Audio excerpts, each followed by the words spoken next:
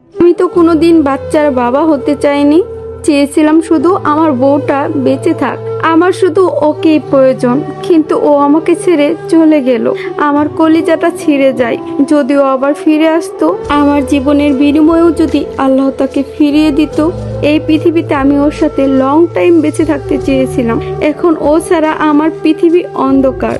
বুক ফাটা আর্তনাদ আর চোখের পানি ফেলে চিরতরে হারিয়ে যাওয়া স্ত্রীর কথা বলেছিলেন তিনি। স্ত্রী সবসময় অসুস্থ থাকতো। একবার ডাক্তার বলেছিলেন তার স্ত্রীর মা হওয়ার রিস্ক আছে, সে যেন কখনো মা হওয়ার ট্রাই না করে।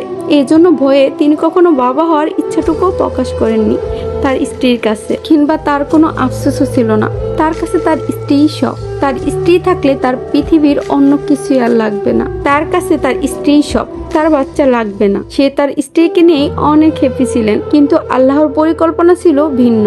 একদিন তারা জানতে পারে তাদের নিজের অজান্তেই তার স্ত্রীর গর্ভে আল্লাহ মানব শিশু দিয়েছেন। তার স্ত্রী কিন্তু অনেক খুশি ছিল, তার স্ত্রী গর্ভবতী। এই সংবাদে স্বামী খুশির পরিবর্তে পেরেশান হয়ে গেলেন। তার বাচ্চার দরকার নেই, এতে করে তার স্ত্রীর যদি কিছু হয়ে যায়। এই বয়ে তিনি বাচ্চাটাকে পৃথিবীতে আনতে চাইছিলেন না, কিন্তু অলৌকিকভাবে তার স্ত্রী গর্ভবতী হওয়ার পরও সম্পূর্ণ সুস্থ হয়ে গেলেন এবং ডাক্তার জানালেন আর কোনো ভয় নেই, সব বিপদ কেটে গেছে। আপনার স্ত্রী এখন ভালো আছে, বাচ্চাও ভালো আছে। তার স্ত্রীও ভীষণ খুশি ছিল। আর যাই হোক, প্রত্যেকটা নারী চাই মা হতে, প্রত্যেকটা নারী চাই তার স্বামীকে বাবা ডাক শোনাতে।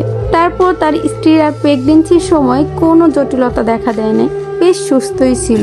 বাচ্চা হওয়ার জার্নিটা বেশ ভালোভাবে কেটেছে তাদের। কিন্তু কাল হয়ে দাঁড়ালো বাচ্চা হওয়ার পরে। বাচ্চা হওয়ার 5 দিন পর স্ত্রীর শরীর খারাপ হতে থাকে। তার স্ত্রী বাচ্চাটাকে অন্যদের কাছে দিয়ে স্বামীকে কাতর কণ্ঠে বলে, আমি তোমার সাথে অনেক বছর বাঁচতে চাই। তোমার আমার 4টি হাত দিয়ে আমাদের সন্তানকে মানুষের মতো মানুষ করতে চাই। শেষ বয়সে তোমার সাথে বসে চা খেতে চাই। শেষ বয়সে তোমার সাথে বসে ওই আকাশে তারা দেখতে চাই। তোমার হাত ধরে সমুদ্রের পাড়ে হাঁটতে চাই।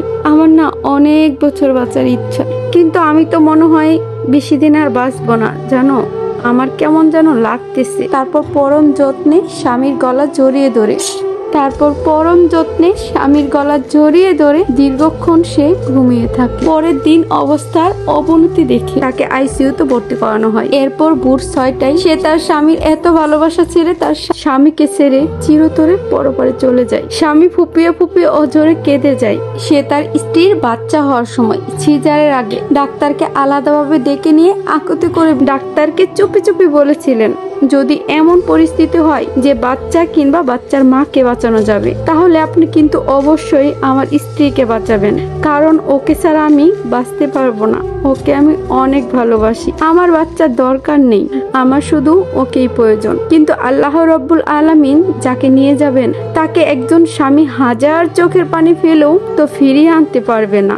আসলে এমন সোনার কপাল নিয়ে কয়টা নারী জন্ম নেয় যে তার স্বামীর চোখে মহারানী, যাকে তার স্বামী হারানোর ভয় করে। স্ত্রীকে হারানোর ভয়ে যে স্বামীর চোখে পানি পড়ে, এমন স্বামী পাওয়া আসলেই কপাল লাগে। আল্লাহ যেন এই দম্পতিকে পরকালে জান্নাতে চিরসঙ্গী হিসেবে কবুল করে নেন। আর এতক্ষণ ধরে যে স্টোরিটি শুনতেছিলেন, এইটা একটা ভাইয়ার বাস্তব করুণ জীবন কাহিনী। হ্যাঁ, এমন একটি ভাইয়া তার স্ত্রীর জন্য এই কথাগুলো কেঁদে কেঁদে বলেছিলেন। আসলে এমন কপাল পেতে, এমন স্বামী পেতে ভাগ্য লাগে।